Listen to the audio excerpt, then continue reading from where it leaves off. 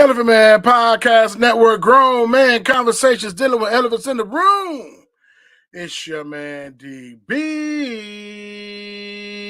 Like, subscribe, hit the notification bell so you can know when new material is coming out. IG Elephant Man underscore podcast, Twitter /Poster Boys, Facebook. That Facebook is growing. Thank you guys for joining that / Elephant Man Podcast, and to join and subscribe to the YouTube, the Paleo Hebrew in the top right or the bottom right corner. Blessings, shalom, blessings to everyone, shalom, blessings. I hope you all guys had a wonderful week. Also, Rumble, BitChute, Hebrew Connect, Hebrew Sphere, and Odyssey. Hopefully, you guys had a great, wonderful weekend. Yes, we're gonna meet every Sunday from 6 p.m. Central. Now, those who are on Eastern time is 7 p.m. on your time, and then so yeah. But then, yes, anyway, we were supposed to have my sister on here today, Sister E, but she had something coming. She had something going on, and so she was apologetic. She has to reschedule. We're going to still have a show. Dale J in the building. Blessings to you. Karima Poet. Blessings to you. Shalom. Shalom. You love Yah. Shalom Yasharal. Blessings to you. Blessings to you. Blessings to everyone. Ruhama. Blessings to you. Blessings to you. Shalom. Blessings to you. And make sure you guys like, subscribe, share, hit the notification bell button. But yeah, just got information not too long ago that she won't be able to make it tonight. We got to reschedule. So I apologize to everybody in advance. We're still going to have a show. We still got some information, a few hot topics that we're going to. So, yeah, Sister E was supposed to be on tonight. She couldn't make it. She had some things going on. We're going to reschedule. Also, be on the lookout for Stepping Stones to Home. Right now, my brother on the continent of Tanzania and his wife, they are 8 hours ahead of us. And so now we're trying to figure out how we can work this out. Because usually if I have a 7 o'clock, 6 o'clock, 8 o'clock show, that'll put them at 1, 2 in the morning, right? So we're working it out where I can go 12 noon Central so they can be right at home 6 or 7 o'clock. So blessings to you, Rodale Harad, shalom. Shalom, blessings to Rodale Harad. Blessings to you, man. Also, Yateri and Spell Life on March 28th, on Tuesday, I'll be 50, a nifty 50. And I'm going to have a roast. My wife planned it so I can have a roast. Shout out to my wife of 20 years, LaDonna Brazil. Blessings to you. Thank you. First, I wasn't going to do it because I'm like, nah, we're not going to have people come up and roast me. But I was like, why not? And so we're going to have comedy, laughter, and we're going to have a good time, and we're going to relax. A good time. So blessings to everybody. My life totally. Blessings to you. Shalom. Shalom. Blessings to you as well. But anyway, she's not going to be able to come in, but I got a few little hot topic buttons that I'm going to talk about today, and then we're going to get off of here. One thing that keeps coming up is that wokeness keeps coming up, and me and Woke Baby, that's right, we're going to find Woke Baby. Where's Woke Baby at? I'm going to get my Woke Baby picture. Me and Woke Baby, I don't got my Woke Baby picture to use this one. Woke Baby don't understand it, right? We don't understand. What is woke? I had a whole show on that. Woke and wokeness, and people are running scared and don't want to be woke. But one thing that is unfair is to smash the LGBTQ community and agenda with the so-called African American agenda and call it wokeness and talking about discrimination. It's very terrible. It's very sly. It says basically, I'm looking at this definition: alert to racial prejudice or discrimination. Another word for being woke is open-minded. This is what they're saying. The definition of wokeness: a state of being aware, especially of social problems such as racism and inequality. And we know that this country does not want to be held accountable, but wants to hold everybody else accountable. Every other man, woman, and child that's besides himself accountable. And so when you go in and you say critical race theory, you want to open up the history books and say, yo, the history that's been passed down has been partial truths, but majority lies to make somebody look good. We're gonna let's repackage and repurpose, and let's tell this the history that we get from a different perspective, right? From hopefully the truth perspective, then people go crazy, right? Because the indoctrination of the mind is very powerful, right? To see somebody's mind, will, and emotion, then you seize the whole person, right?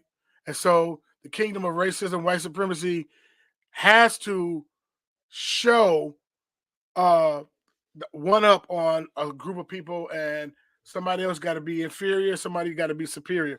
And I'm just saying, tell the truth. Whatever happened, happened. And so a lot of times people say, yo, I don't want my grandkids and my kids to feel bad and go through all of this trauma. And so we got these laws and bills and DeSantis and all these people passing these different things, critical race theory and banning this and banning that. Just tell the truth. I mean, if it's a dark thing that happened in our past, it is what it is, right? Bad things happen. Tell the truth. Don't lie. Don't cover it up. So I got that story about the Bethany Mandel, which she is a Khazar. She, it's nothing wrong with being Khazar, by the way. She's from the Ish people, but she's a conservative Ish person, right? And they want to put everybody in this little bubble, left and right and Democrat and Republican, and they always. I choose. I'm not playing that game. I'm not in none of those bubbles, right? But before we get to that, I want to show you this one thing about the crazy stuff that happened in Uganda, man. I can't believe it. And my son even asked me, like, yo, how do you feel about that? But I'm gonna show you about this bill that they're passing in Uganda. And by the way, I believe that they're gonna make a lot of terrorists down because of this. It's very, very interesting. But check this out. I'm gonna share this video real quick. Matter of fact, let me play my fair use. Copyright disclaimer under Section 107 of the Copyright Act 1976. Allowance is made for fair use for purposes such as criticism, comment, news reporting, teaching, scholarship, education, and research. Again, fair use.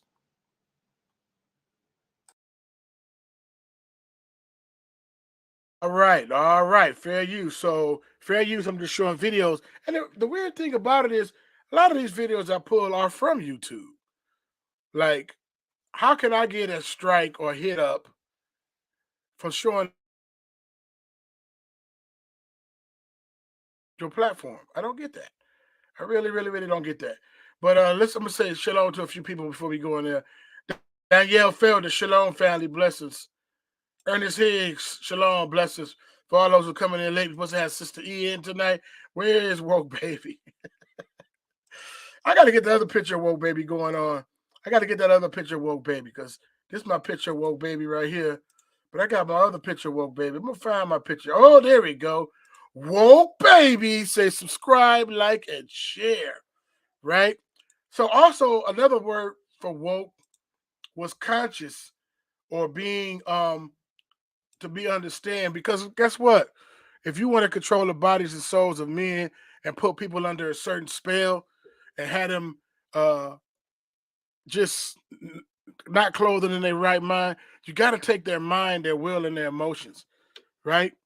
So when somebody say, no, I'm not going for it, no, I believe something different than the popular narrative and the popular opinion, then you get called all kind of names, right?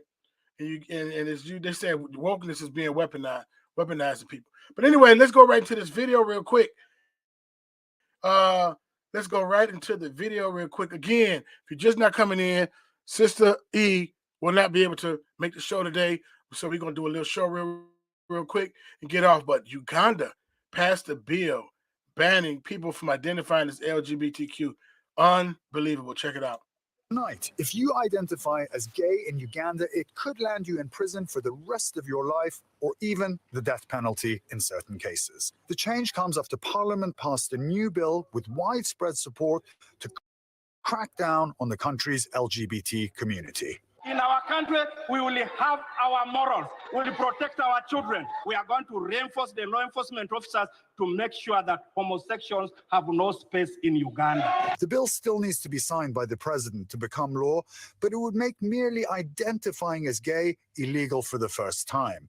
Frank Mugisha, a gay LGBT activist living in Uganda, has grave concerns. Because it has the death penalty, and many people will be worried. Many people would be scared. The move is drawing ire from around the world. The UN High Commissioner for Human Rights calling it a deeply troubling development. Anti-homosexuality bill that just passed Parliament in Uganda is probably the most draconian and hideous anti-LGBTQ bill that exists anywhere in the world. And she's not alone in that sentiment. The White House press secretary agreeing, also bringing up potential ripple effects of such a law. We have grave concerns with the passage of the Anti-Homosexuality Act. It would impinge upon universal human rights, jeopardize progress in the fight against HIV/AIDS, deter tourism, and invest in Uganda and damage Uganda's international reputation. Uganda is already one of more than 60 nations around the world that outlaw homosexual acts, according to the Human Rights Watch. But this bill introduces many new criminal offenses which could affect the entire population. Friends, family, and other citizens would have a duty to report individuals in same-sex relationships to the authorities. It prohibits landlords from renting premises that are used for the purposes of homosexuality. You can be sentenced to prison for 10 years for knowingly renting a room to someone who's LGBTQ. The law would also criminalize the promotion or normalization of homosexuality, which means any organization, including foreign ones, that has a policy of non-discrimination could face criminal charges, with individuals being subject to lengthy jail sentences. The worst would be mass arrests of LGBTQ persons, mob violence towards the LGBTQ community. Putting LGBT persons, I don't know if they're going to be concentration camps or rehabilitation centers that are so discriminatory, because many people are going to be internally displaced. Ali Arouzi joins us now from London. Ali, we heard in your piece the White House press secretary speaking out, but activists are calling on the United States to do more here. Is that right?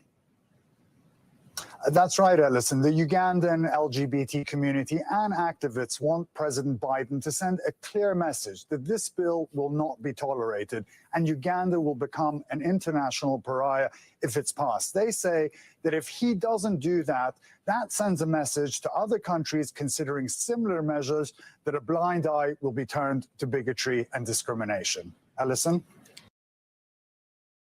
Thanks for watching our YouTube channel. Follow today's top story. All right. Now, I'm going to tell you something about that. I'm going to read the comments first.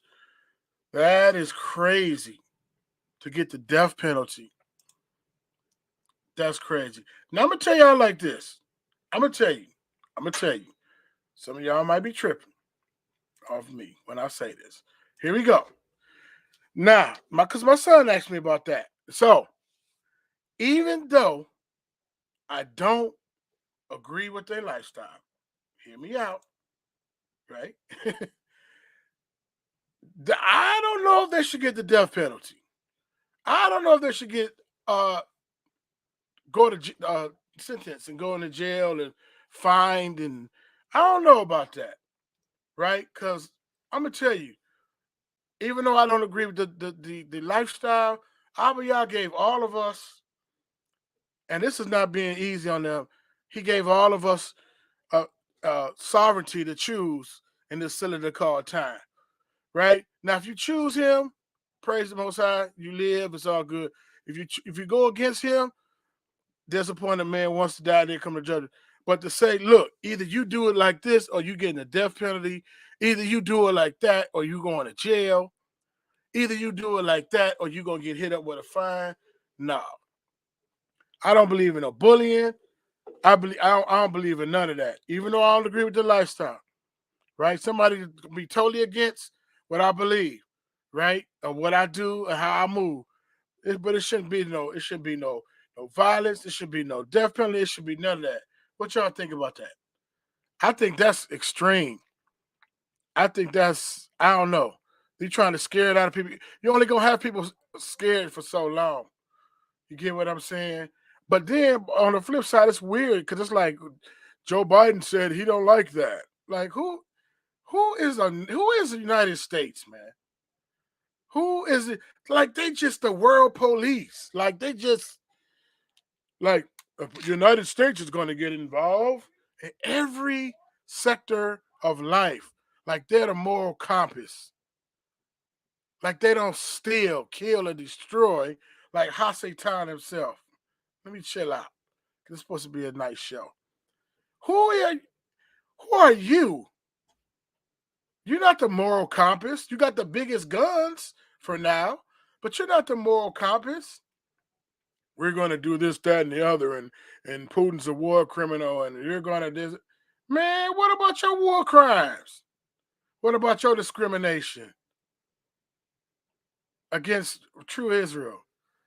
Man, don't get me started, because I'm going to be nice today.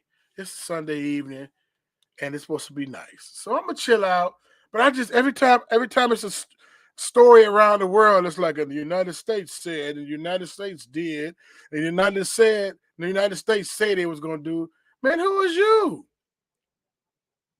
Who died and left you, Abba, of the planet? Anyway, let me get off of that.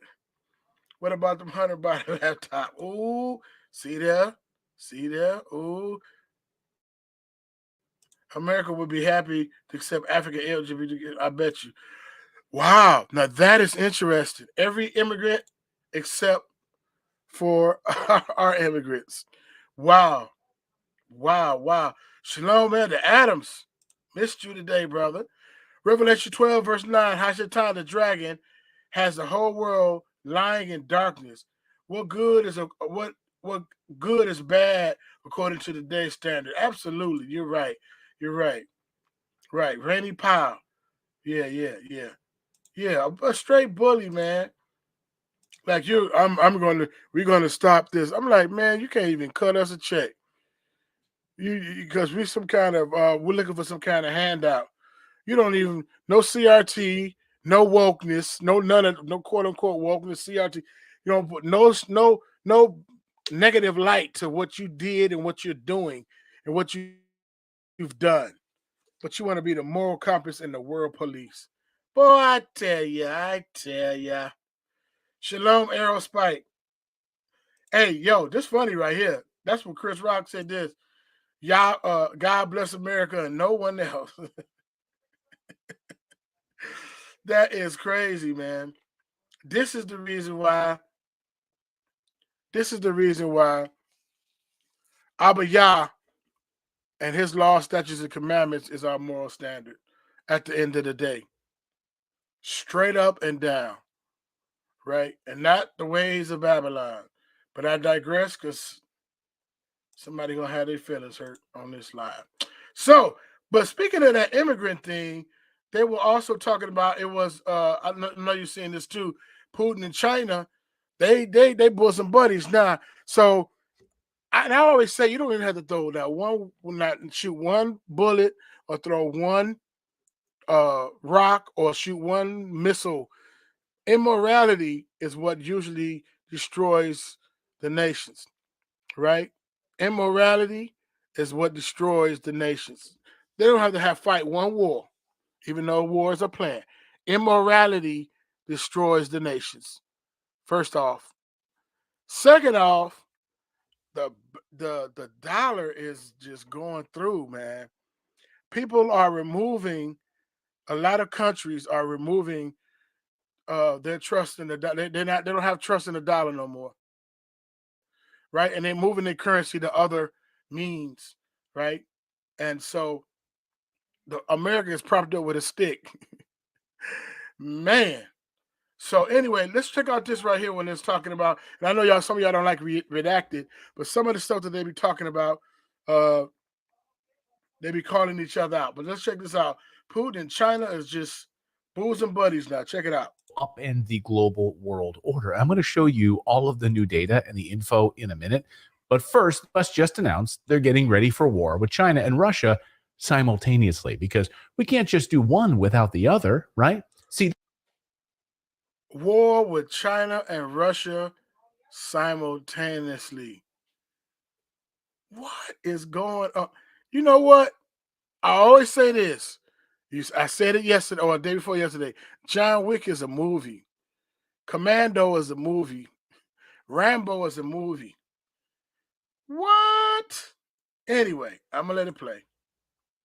this is what happens when people start to lose power. They get very dangerous, and the U.S. is quickly losing power. This week, Defense Secretary Lloyd Austin announced their new 2024 military budget, which aims directly at China. And get this is unbelievable.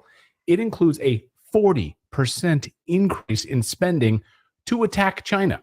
The Pentagon recently said China is, quote, the most comprehensive and serious challenge to the U.S. national security strategy. Here's Defense Secretary Lloyd Austin pushing for this new China war funding. This is a strategy-driven budget and one driven by the seriousness of our strategic competition with the People's Republic of China. This budget will help us continue to implement our 2022 National Defense Strategy and the President's National Security Strategy. So the U.S. national security is under attack because China is becoming an economic superpower. They want you to believe that your house and your backyard are going to have Chinese soldiers in it very soon. This is how they will scare you. Better watch out if you're grilling in your backyard barbecue because some Chinese soldiers are about to steal your hot dogs. They really want you to be scared. They're doing a good job of it. In order to protect the American people, readiness now and readiness in the future through modernization is our number one priority, and there is no other number one. Right now, the international system is under stress. For the first time in our nation's history, the United States is facing two major nuclear powers whose vital national security interests are in competition with the United States. They are hoping that you'll be scared, so you'll want to go to war to protect your hot dogs or your hamburgers. Even Governor Ron DeSantis is pushing this threat narrative, playing on the fear of a Chinese attack. My view in terms of U.S. national security is that our number one threat by far is China and the CCP. They're strong militarily, they're strong economically, they've got the largest industrial base in human history, and they have ambitions. So everyone is on board with this threat, and we need to spend billions more in this new budget to protect you. That's what they're telling you. They're calling it their Pacific Deterrence Initiative. That's the name of it. Deterrence. That's a good one. We're going to deter China and Russia by provoking them in their freaking backyards. The United States this week announced 4 new military bases will be built in the Philippines. The goal of these bases is for war with China. That brings the total number of U.S. military bases to 754 worldwide. Can you imagine? The United States has 754 military bases around the world. Just wrap your heads around that for a moment. But it's all just to deter them. They think we're stupid. The Chinese Foreign Minister Qin Zhang warned earlier this month that if the U.S. doesn't change its course on its military buildup in the Asia Pacific and other policies aimed at China, it will lead to conflict and confrontation. So Washington has a death wish, and they're going to get us all killed if they don't want to back off. But they won't because of what I'm about to show you. And this is the most important part. So the United States just announced it's getting ready for war with China and Putin at the same time for a very important reason. Chinese President Xi Jinping and Russian President Vladimir Putin are about to completely alter the international power structure and the monetary system. This is why they're getting ready for war. No other reason. The biggest story in the world happened this week in Moscow, and your mainstream media ignored it. This week, Xi Jinping and Vladimir Putin signed 14 different documents in their face-to-face meeting.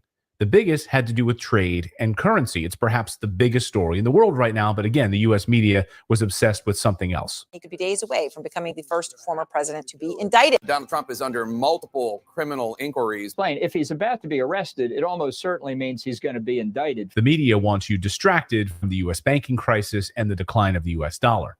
Can you imagine? Probably the most important story in the world happened this week, and it almost got no attention.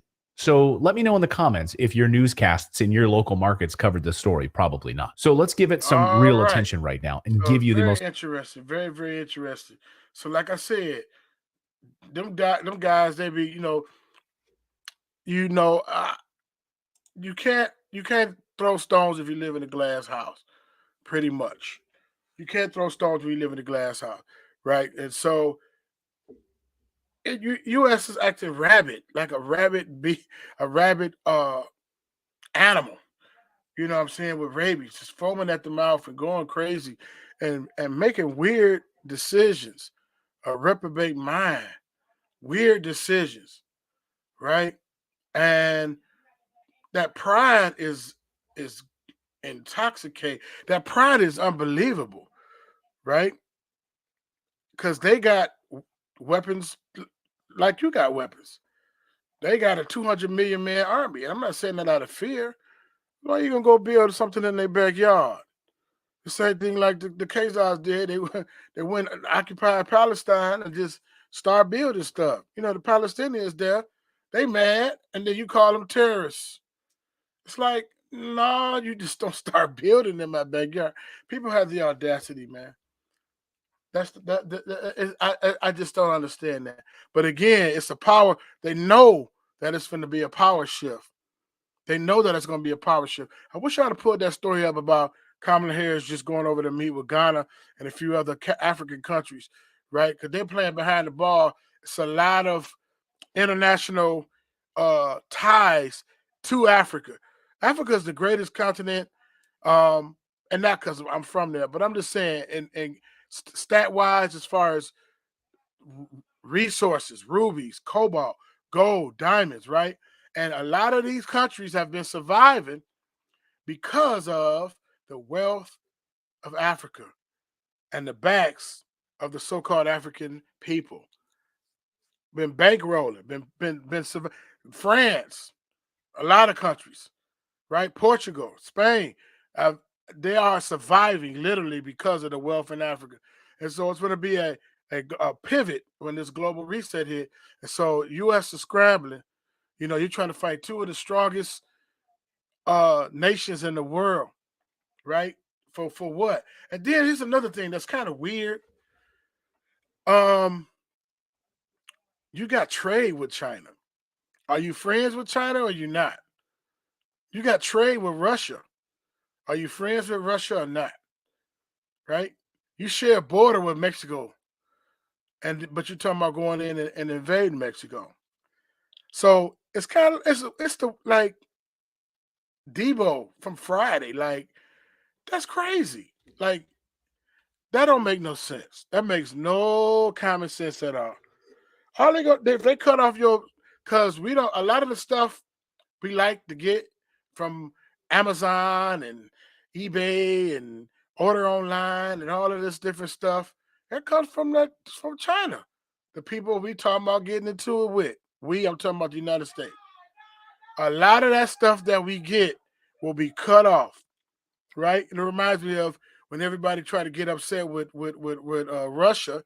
A lot of European nations was like mad at Russia and trying to, they're like, yo, your energy, it's an energy pipeline coming straight from Russia to your back door to keep your lights on, right? So you better think wisely before you make these moves. See, this is chess, not checkers, man. They're not making wise decisions. So when they cut off I remember that too. I thought it was the craziest thing ever to go to war with them because they messing with Ukraine, and then all they got to do is cut your services off as far as that natural gas. Russia makes 1/4 of the wheat, right? China got billions, over 1 billion people. They need that wheat to make that stuff. So China's not gonna go and get into it with them, right? They're gonna form an alliance, right? But I say that to say this as well. It was funny that he was saying, man, they're trying to scare you. To say that the Chinese are going to come in. But if y'all seen that one video, Border Patrol reopens 900% spike in Chinese immigrants Here you go. Check this out. Our border coverage, agents seeing a significant increase in migrants that have made the difficult and costly journey here to the U.S. all the way from China. Correspondent Jorge Ventura is live in El Dago, Texas. So Jorge, what are we learning? Hey, Nicole, I'm in the Rio Grande Valley in South Texas. And in this sector alone, Border Patrol right now is apprehending Chinese nationals at record numbers. Now, compared to last year, they're already seeing a 900% spike in Chinese national apprehensions. The reason why that's so significant is because Chinese nationals are a valuable commodity to the cartels. They're willing to pay up to $35,000 to be smuggled into the U.S., and it's creating a unique challenge for U.S. Border Patrol. Behind the wall on the U.S.-Mexico border, are they hugging the ditch area?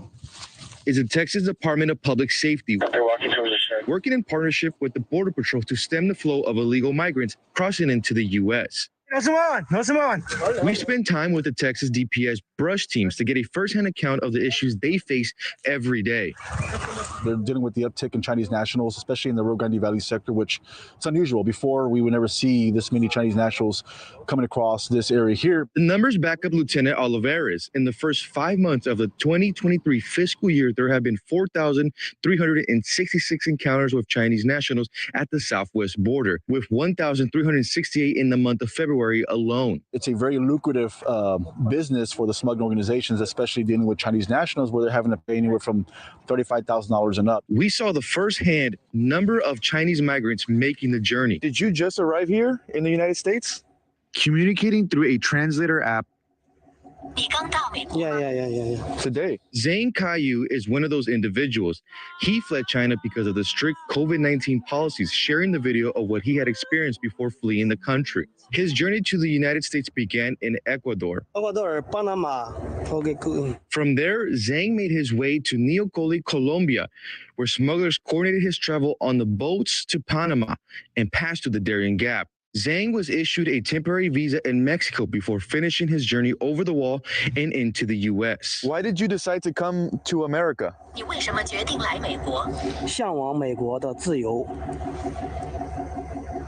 for American freedom. And Nicole, we've been in communication with Zhang. He was actually released last night by Border Patrol officials, and he's actually on a bus on the way to New York with American freedom. Everybody want to come here. Right? American freedom. Okay, that's possible, right? There could be some soldiers or whatever. I didn't show that to bring no fear or anything like that, but to say, oh, hide your hot dogs and hamburgers. Man, bro, they're coming over like a fool, right?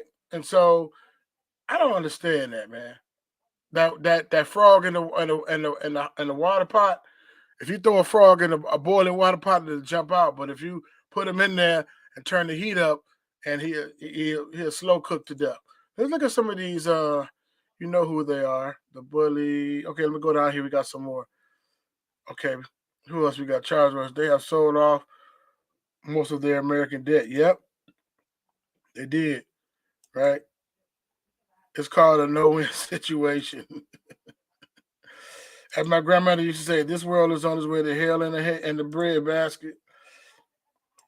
Yeah, and we know the Bible, the scriptures tell us that wars and rumors of wars and different things like that. So we're not caught off guard by it, nor are we trying to invoke fear.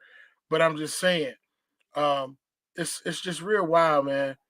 Greetings, Brew Cream. Shalom, shalom. Blessings to you. Blessings. Very, very. We said, what? We don't eat hot dogs. Man, I just think it's real weird, man. It's real weird, man. So we got these. I'm gonna tell you what the scriptures say. Everybody talking about kicking the dollar to the curb. The dollar is not backed by anything. Oh, let's read this. Everybody is kicking the dollar to the curb. The dollar is not backed by anything but paper. The world is backed by their currency with assets like gold. Absolutely right. We have a United States dollar is a fiat currency, promissory note. Like I promise is worth something. Like I promise a 20 is a 20, right? I promise, a 10 is a 10, but it's not backed by anything. And I think that's what even got JFK in trouble because I think he wanted to do that. Every time you mess with the banks or trying to do something with the currency they got going on, they wanted a fiat currency, right? You know what I mean? And even more of a digital currency. It's like I could just put any amount of money on there, right? And you can have digital cash, you know what I'm saying, and stuff like that. But also, I'll be able to record every transaction you make too. Every lollipop you buy, not the jab, I'm talking about every cookie, cake, whatever you buy, they can track it. All right. So that's very interesting. Again, Romans 12, it said, be not conformed to this world system, but be transformed by the renewing of your mind. It's time for us to get transformed by the renewing of our mind. It's time for us to recategorize our priorities, right? Because for those who believe in the pre-trib, if you don't fly out here quick enough, or the ships of Tarshish don't come here quick enough to take you to the continent, you got to be transformed by the renewing of your mind and trust in the Most High, right? And trust in His timing and listen for His still small voice and practice the presence of the Most High now so it won't be foreign later and we won't be all tore up and all frantic and making hasty decisions. So that's what we're doing right now. We're practicing the presence of the Most High right now, right? And so, and I shared all that not to scare anybody, you know.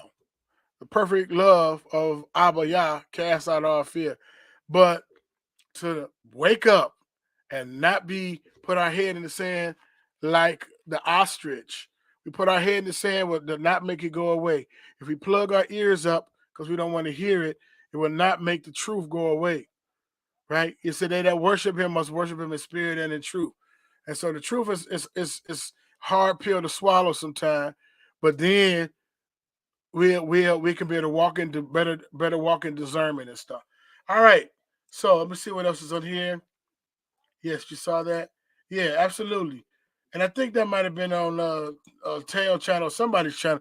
I did not know it was an increase like that. Oh yeah, America, you know, we want to come over there because it's just so great. Now some is. They believe the hype and they see the commercials and they see different things like that, but they don't know what takes place. You know what I mean? They're only going off the commercials. You know what I mean? And what's going on. And again, if you want just put you're in the third world country, you got your little TV or something. You turn on TV, you turn on BET or whatever.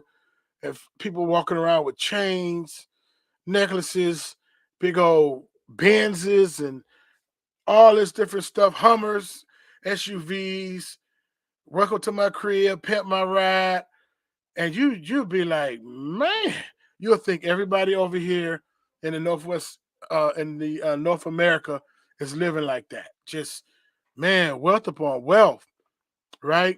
Man, let me get on over there then so I can get my piece, right?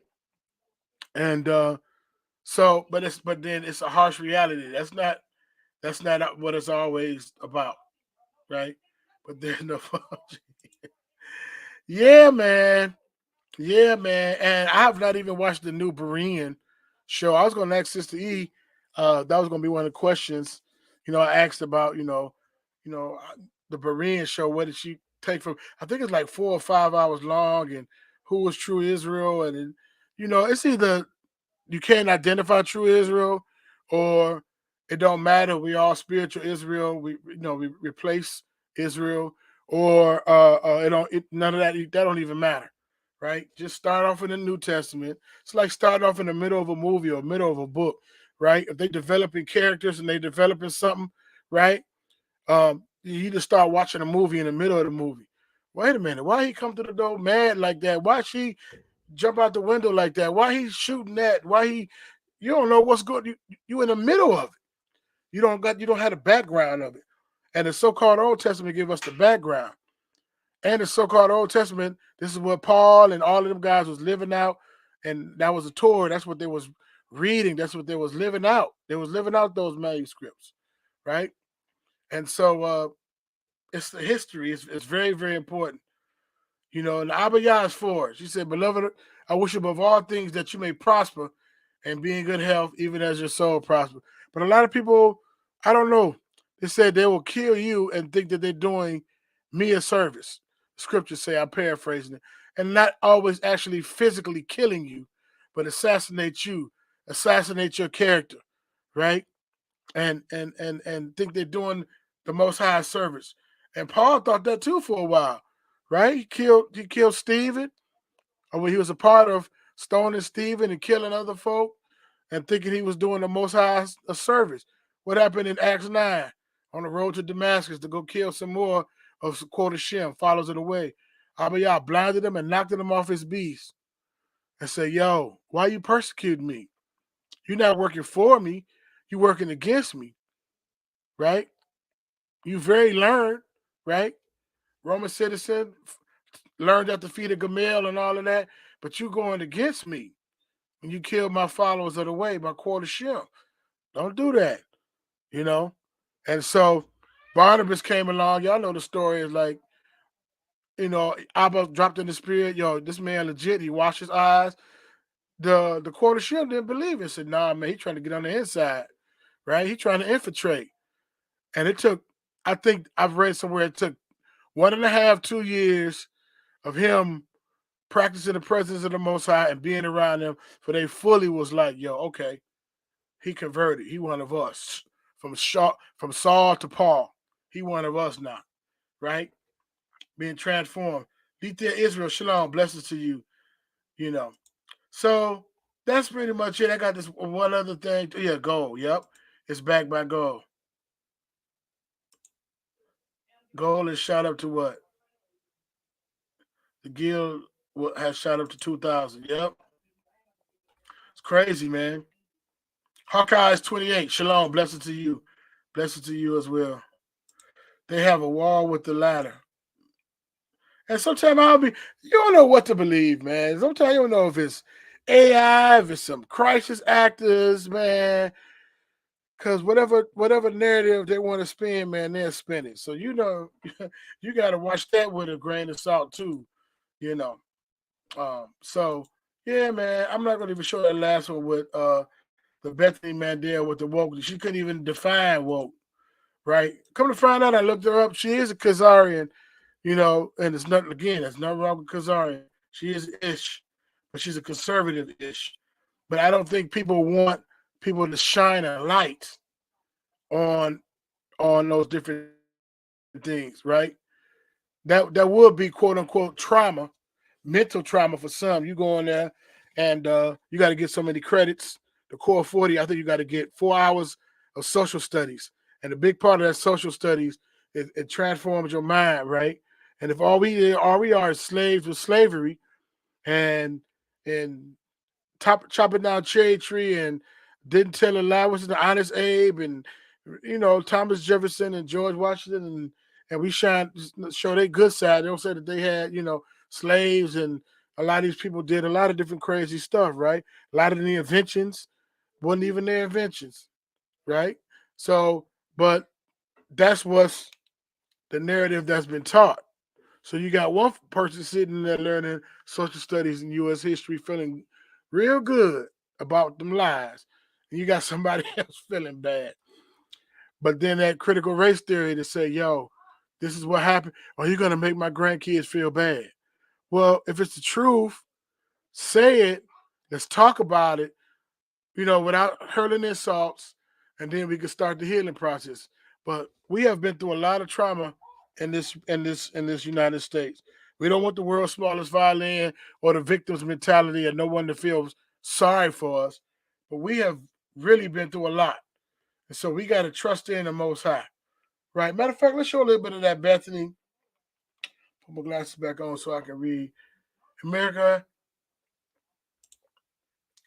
everything America, us, and the European Union, EU, is doing, everything America, US, and the European Union, EU, is doing is literally cutting off the nose to spite their face. Absolutely. Absolutely.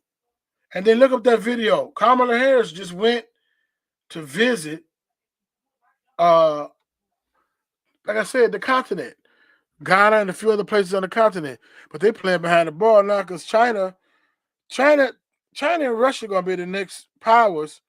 But then, you know, they're going to try to blow it up and then try to get the new you know, the new, I ain't gonna say New World Order, but the global reset is what I meant to say.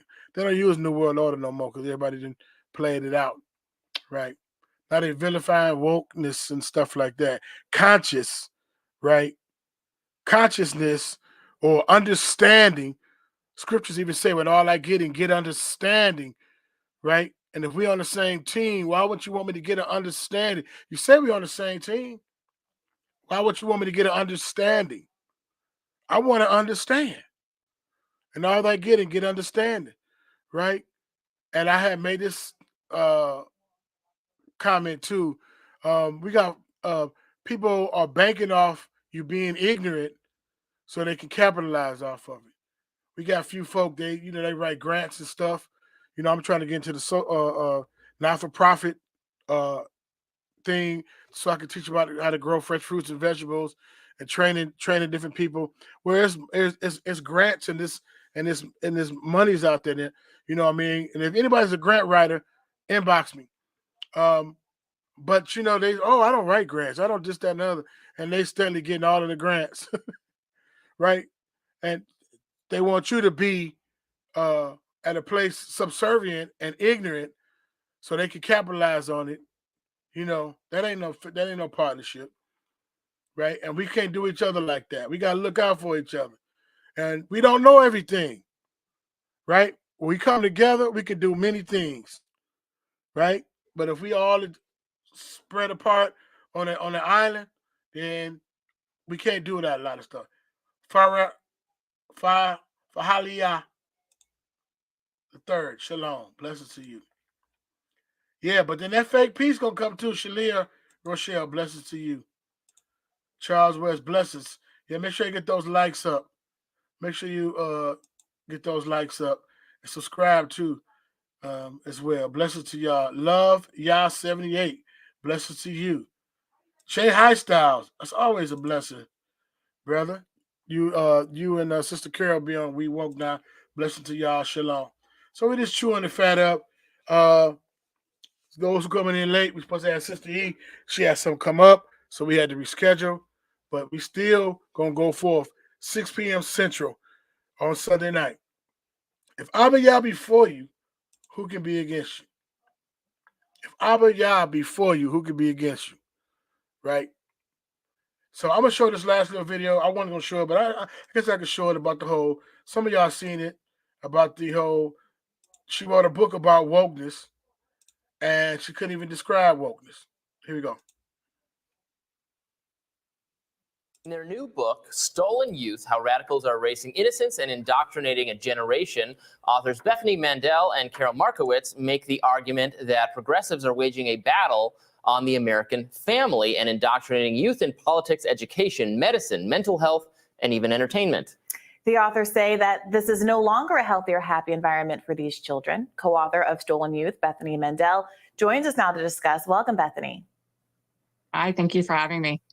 So help us understand, what do you see as what's going on with the left or progressives' attack on youth today? Yeah, absolutely. So the crux of the argument of the book is that there is sort of a woke reimagining of our society, and it's happening in a lot of different ways in a lot of different areas of our lives. And there's been a lot of attention, justifiably, on corporations, in media, but there hasn't been a lot of focus, if any, on sort of the youngest generation. And so Carol and I wanted to talk a lot about, how this sort of interferes with childhood as it's happening in America right now. There's a lot of chatter about what's happening on college campuses, but not enough about children. So a lot of people right now are paying special attention to this supposed mental health crisis among young people, especially teenage girls, self-report, a lot of misery, frankly. I'm seeing people blame various things. A lot of people say it's social media or their cell phones. yeah, I mean, I think obviously the mental health was going to be impacted by COVID and everything being shut down and kids having their social lives and their school lives so disrupted for so long. Does your book talk about the sadness that young people are feeling and identify a culprit and hopefully a solution?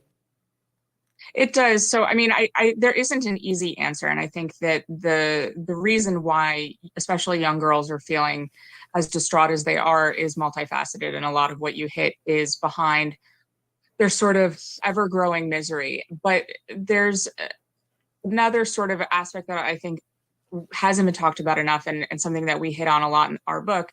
And it's sort of this martyrdom complex that a lot of young people are encouraged to adopt. And so, you know, you kind of gain points among your peers when you talk about your mental illness, about your victimhood. And so one of the only thing that I would chime in on that, we're talking about the martyrdom complex, right? Basically, I get what she's saying, but on the flip side of that, that's basically also saying, yo, so-called African American, I know y'all been through some things. We don't talk about it. You're being a victim. You got this martyrdom complex. Don't talk about it. Well, quit doing it. We're talking about it, right? You know, it's real crazy. But that's the only thing I had different when it came to that. But check this out. We're almost done. Examples that I heard from a very wealthy mother in Silicon Valley of, you know, very, very upper class child, definitely in the top 5% of children in the world, honestly, as far as luck goes. And she said that she felt like she had to be a victim in some way in order to gain credibility among her peers. And so she sort of adopted a mental health condition that she didn't necessarily have. And a lot of that was egged on by TikTok.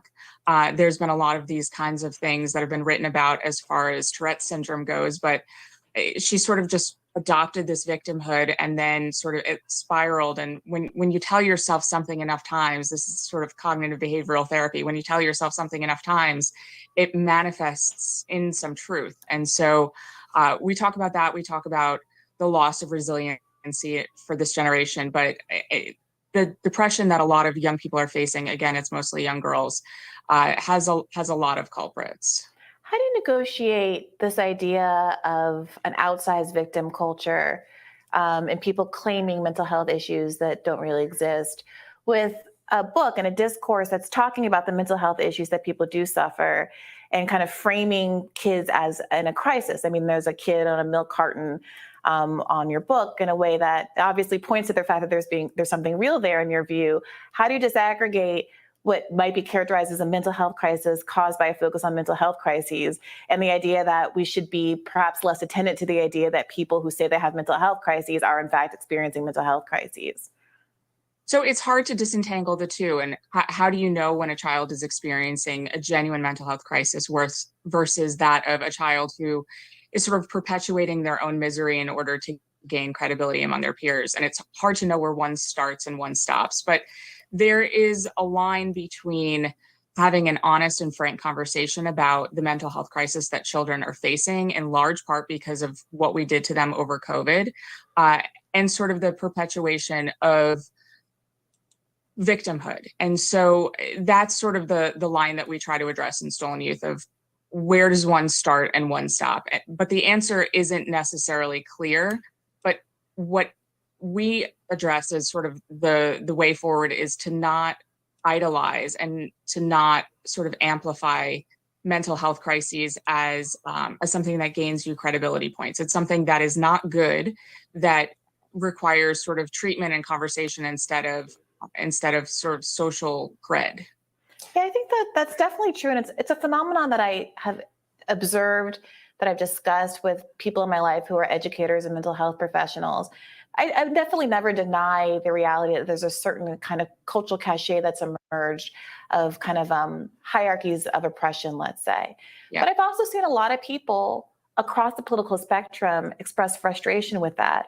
So I wonder if you could get into how you see this as a war of the left against the right. Because framing it that way, when I think this is a broad concern that a lot of folks have a problem with, does kind of also recreate this kind of victim paradigm where you have people saying we're being under attack by the left instead of kind of coming together and trying to resolve what I think is a broadly understood phenomenon.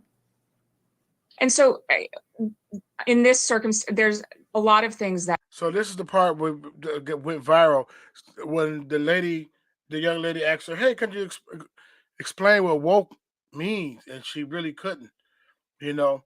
And I think it's real unfortunate to just throw everything in together, you know, the mistreatment and disenfranchisement of the so-called African American, in with the LG community, and in with Satanism, and in with discrimination and all, no, you know. So I think that's very unfortunate. But check it out right here. This is the part that went viral.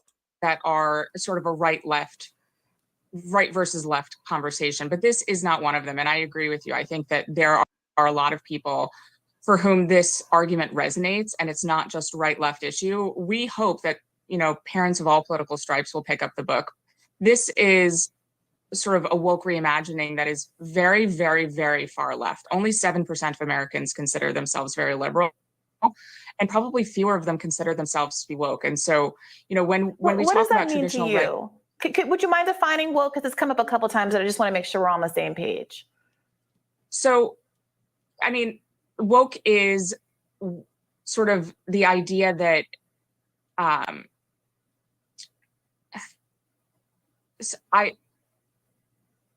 this is going to be one of those moments that goes viral. I mean, woke is something that's very hard to define, and we've spent an entire chapter defining it.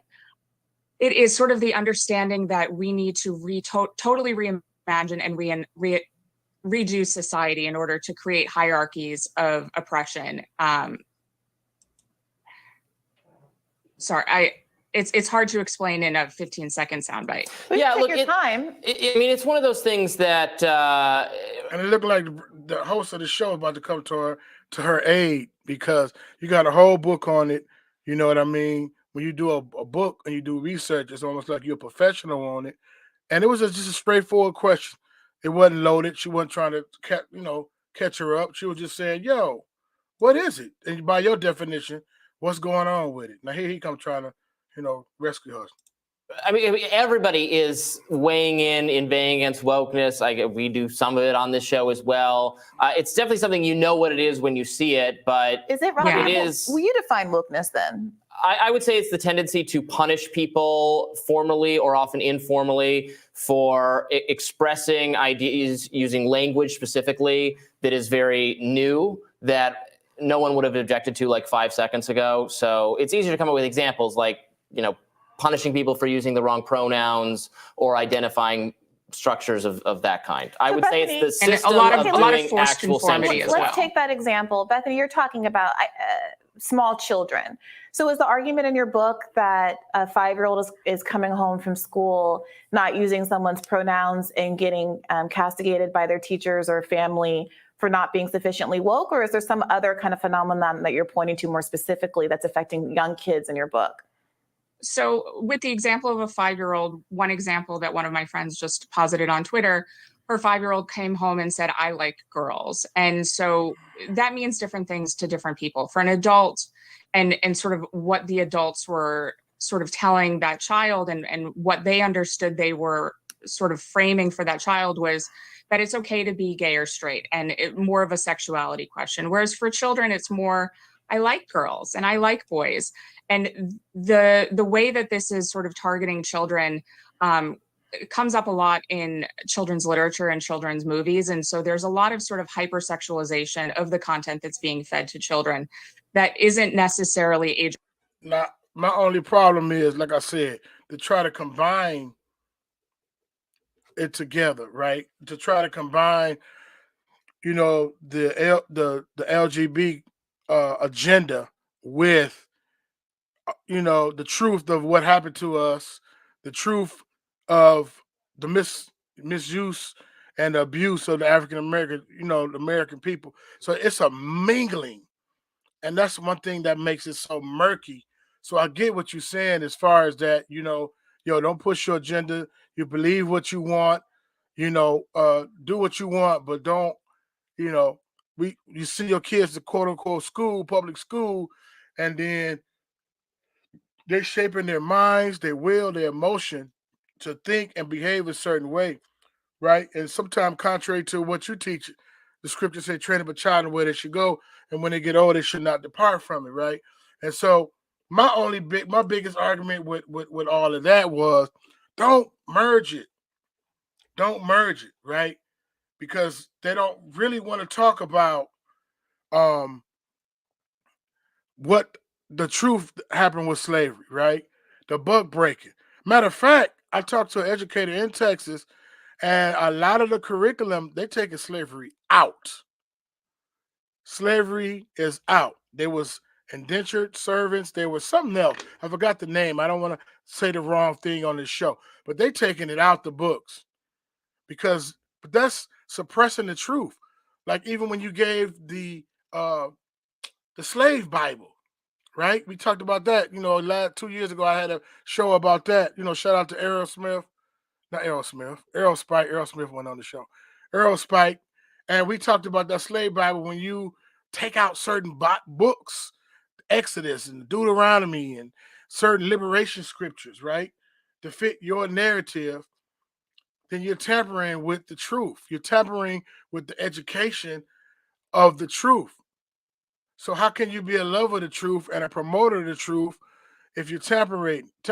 Yeah, it's gonna be bad, right? Sometimes it's a bad thing that happened, but it's crazy because it's always taught like, man, that was just a dark part of history, and it was legal at that time, and blah blah blah blah blah, and we're far removed from it, and that happened a long time ago, and no one benefits from that today, which is a bunch of hogwash. Right? No one benefits from that today, and you just forget about it. But you're not gonna forget about what happened over there to the Ish people on a different continent in Germany. You will always hear about Anne Frank. You will always hear about all of these different things. And so you're being a respected person and you have a selective empathy, right?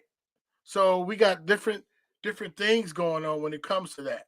All right. So we get part of what she's saying, right? Because they have a story time and they invite drag kings and queens or whatever they call and they teach stories, right? They come in and they teach stories or whatever to read to your children, and you don't even know that that's what's going on. Or some schools got after school with Satan. Satan coloring books and coloring worksheets and things like that. So on that point, I get it. I mean, I get what she's saying, but I'm talking about in particular and specifically when you say, yo, the narrative, the way you teach slavery and what happened, it's more to it and it's less. This is what really went down. They don't want to do that. It's like, no, we've been teaching it this way. We don't want no trauma, and we don't want no esteem issues to happen to affect our children and our grandchildren, right? Because it doesn't promote racism, white supremacy, and it doesn't feel good to hear the truth, if I should say it like that. So that's the only part I have a problem with. We get it. You know what I mean? Sex and sexuality and all these different things. Some of that stuff, let a kid be a kid. Let a child be a child. You feel what I'm saying? But I don't believe in extreme like what Uganda. They talking about sanctions and death penalties and locking you up and all of that. Okay, that's crazy. You know what I'm saying? But in the same time, don't push your agenda on me and try to make it a left and a right thing. And it's just weird, man. So we just got to just be focused. That's our book, Stolen Youth, right? And she just merged it all together. National bestseller, right? Stolen Youth. How radicals are erasing the innocence. So again, if it's the truth and you look bad, right? Because even when when two countries have a war, right? Country A beat country B, country A write the narrative, they're not gonna make them look bad. Why do you think we'll hear about Vietnam a lot? because we quote unquote lost that one, right? We ain't gonna look bad. We ain't gonna look bad. Our ego and our pride is in the way. We can't look bad for one moment. That's not right. But all through our scripture, all the people who claim the most, they look bad. This is what happened, right? David did this, right? Noah refused to do. Jonah refused to do this, right? Noah was right. All these different things, right? You tell the good, the bad, and the indifferent, and you tell the truth with it. Be transparent with it. But one thing that's consistent is the same, that Abba Yah changed not. And amidst all of the failures and the shortcomings, Abba Yah changed not. But we're not going to just paint it, the scriptures and Torah, like nothing really happened, right? Lot and his daughters and all. Some of that stuff was crazy, right? But you got to tell it. You know, you got, because that's what happened. Don't narrate. Don't change the narrative to fit your perspective. But I'm gonna look up what some of these comments. Slavery had 7 human lives ago, or 80 people. What does it say? Slavery having what? Slavery had 7 human lives. Well, slavery was 7 human lives ago, or 2 80-year-old people living back in the day. Black Messiah. We shouldn't comment. Okay, let's see what Black Messiah had to say. We shouldn't comment on another country's national political policy. I'm against the death penalty in America. I would never speak for another country. I'm not getting on Uganda, Black Messiah. I get what you're saying. I'm not getting on Uganda. I was saying my personal, if me and you were sitting to the table drinking coffee and you say, hey, this is what's going on, I'd be like, yo, that's crazy. They finna bring a lot of flack their way, right? From they're gonna watch. They're gonna be in some kind of war or something going to happen, because that's crazy. So I'm not against Uganda. I'm not saying that, and I understand you don't agree with the death penalty. I was just making a comment on that, you know. So I'm indifferent to it, you know what I'm saying? And even if they did that here in the United States, it wouldn't affect me, because that's not my lifestyle. So I'm not coming to the aid of the LGBT community, and I'm not demonizing and ostracizing Uganda. But thank you for sharing that. All right. So let's see what else. They let the LGBT community hijack the civil rights movement and make it about them. Wow. You have to warn us when you are going to put pictures up like that. Yeah, that's going on, you know. And you know, we send out, if those who kids are not or grandkids that is not homeschooled or whatever, you know, you send them to public school, you think, you know, that they're getting a decent education. And by the time you get out of college, man, it's like brick by brick. It's like humanism is all in our DNA by the time we graduate from college, man. A lot of us, right? And a lot of people questioning the Most High, right? They might have a faith-based home, and every year they go to school, they learn. That's why you got to continue to say, train up a child in the way they should go, and when they get old, they should not depart from it. But they got to know how to walk circumspectly too, because I spit lit to my children on some stuff, and they went into and they started sharing some stuff, and their grades suffered for that, you know, because it wasn't what was in the book. It wasn't what was written. It's like, yo, you know the truth of a certain thing. I shared it with you, but for the sake of that paper, you know, you're in public school right now, write what's on chapter 3, right? That's a lot of hogwash, some of that stuff, but write what's on chapter 3, right? And for a time, I thought that was compromising, but if you go into a public school, you're going to do that. We're teaching Genesis 1:26, man, made in the image and likeness of the Most High, and then they go to school and they learn Big Bang, right? You learn, okay, prayer is good. It's communication with the Most High. And then they say, yo, we taking prayer out of school. No, we ain't doing all that. So little by little, it comes to take the word, come to erode, you know, cause this erosion, right? So let's see what else. Let's read what else we got before we get out of here. They throw everyone's struggles in the back. All right, let's see what Charles West could say right here. They throw everyone's struggles on the back of our people while ignoring the oppression and struggles together. Yeah, man. But if you say stuff like that, then it's like you got a victim, what they call it now, not a victim mentality. Well, I just said it too. Dang, I forgot what else. But basically, it's like a victim mentality. Man, they don't want the truth because the world cannot stand the truth. Absolutely, right? If you got a different agenda, a different, way of doing things, that's what happened. It was dark, and the people that were supposed to be holding up the things of the Most High and living by Torah, whatever, they was for filthy lucre. Yahushua come on the scene, and the Pharisees and Sadducees like, man, the gig is up.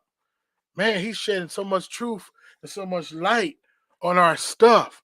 The way we've been teaching things, the way we've been making our money, the way we've been walking around with phylacteries, and the way we've been running things. Here he comes.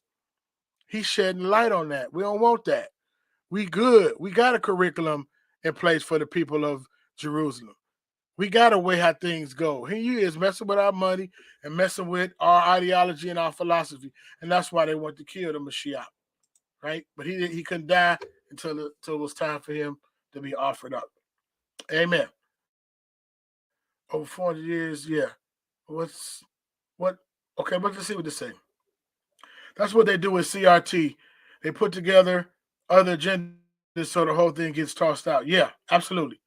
Absolutely. So that CRT, which for those who don't know, critical race theory, is a new thing that they was trying to put into, Project 1619 and different things like that, and tell a different story to what's been taught in American social studies in middle school and in high school. And people are like, no, stop the woke act, stop CRT. Let's teaching our children something different. We good. We straight with what we got. We straight with what our teacher, what our kids are learning. All right. Even if it's a lie, we don't care. Right. Elephant Man Podcast it's been co-op. Yep. It's been hijacked. It's been co-op. Right. And that's why even with the BLM, right? Whole thing, man, it's like a Trojan horse, man. We want love, we want acceptance, we want allies so bad, we'll just take anything, right? Soros, come get those bucks to us, and it's on and popping, right? You'll change the street to Black Lives Matter Boulevard or paint Black Lives Matter down the street. I remember when I first seen that in 2020, a little bit after the George Floyd thing. I was like, that's a setup. That's not genuine. When they painted the Black Lives Matter on one of the main streets in DC, I was like, nah, I see right through that. I see right through that. That wasn't true alliance. That wasn't true. That wasn't being a true ally. That was divisive, right?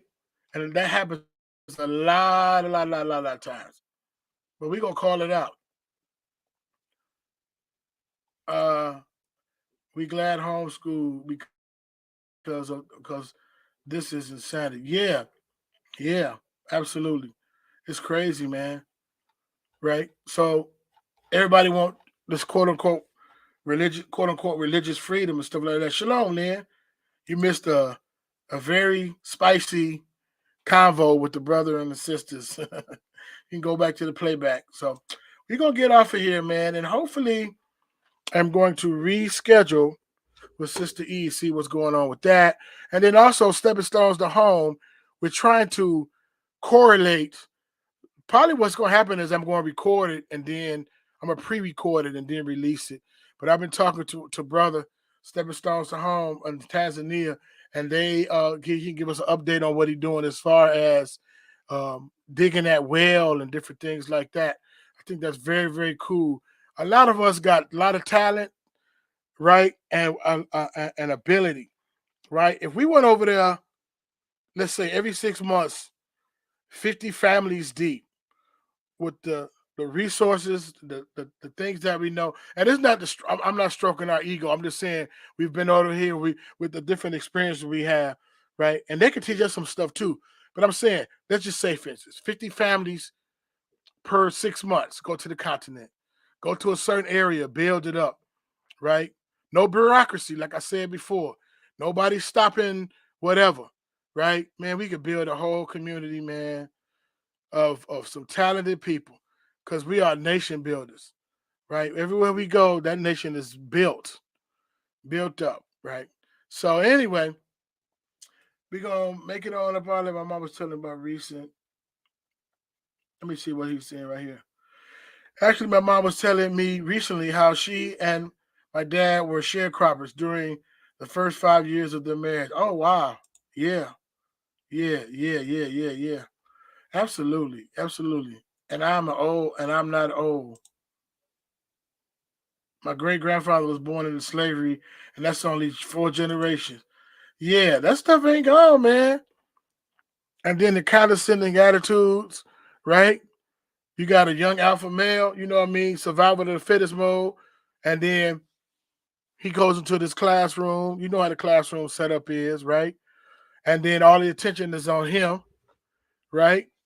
But that's somebody else's domain, right? You want to sit down and get this programming, or you're gonna get suspended or kicked out of school. Now, we do supposed to sit down, you know what I mean?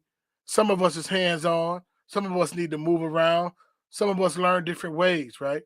But it's like, no, you can sit down and learn it like this and get this indoctrination.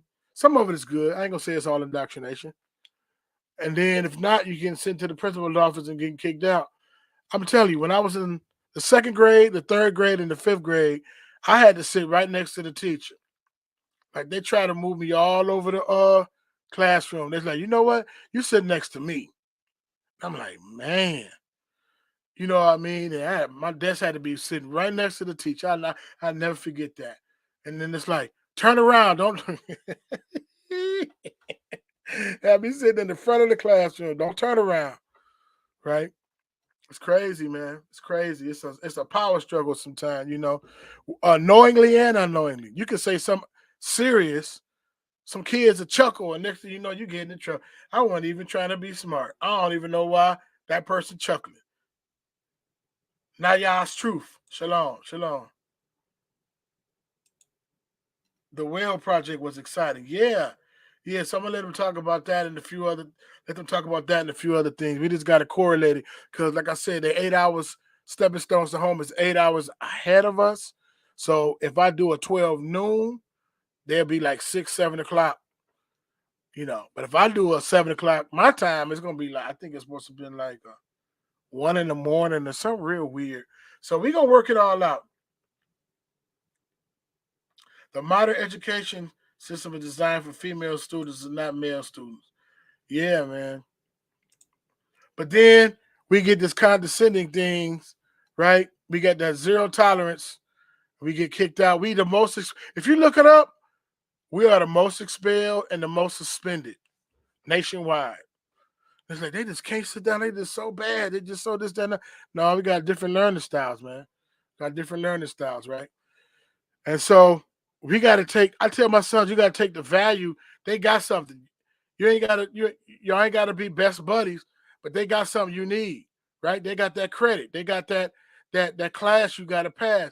So if you fall out with them, and that's the only show in town as far as that class, you got to sit with that teacher all over again. Go in there, be respectful, be humble, get what you need to get. And that's kind of hard with U.S. because I work in the school, a charter school, and I don't like U.S. history, man. It's so hard. But I like math. Math is 2 + 2 is 4. It is what it is. You know what I mean? You got some absolute truths and absolute values, and it is what it is. You do something, you might have many different ways to come to the answer, but you're gonna still get that same answer. It's black and white. Then they got the new math where they try to confuse the kids, but I'm saying math, I like that. You know what I mean? English is it's okay. It's okay. But that's that U.S. history is wild. Science is cool too. Yeah. So anyway, Elephant Man Podcast Network, Grown Man Conversations, dealing with elephants in the room. Subscribe, like, share. Woke baby, say subscribe, like, share, And you know what? They've been unsubscribing folk. Well, I don't know. Maybe 10, maybe this 10 at a time now. It used to be 1 or 2. But now it'd be like 10 pieces without a biscuit, unsubscribe. I'd be like, dang, what did I say? It is what it is, though, man. Those who's supposed to be here will be here. And we just praise the Most High for all the many blessings that he bestowed upon us. Elephant Man Podcast Network, Grown Man Conversations dealing with elephants in the room. I am out. Perfect.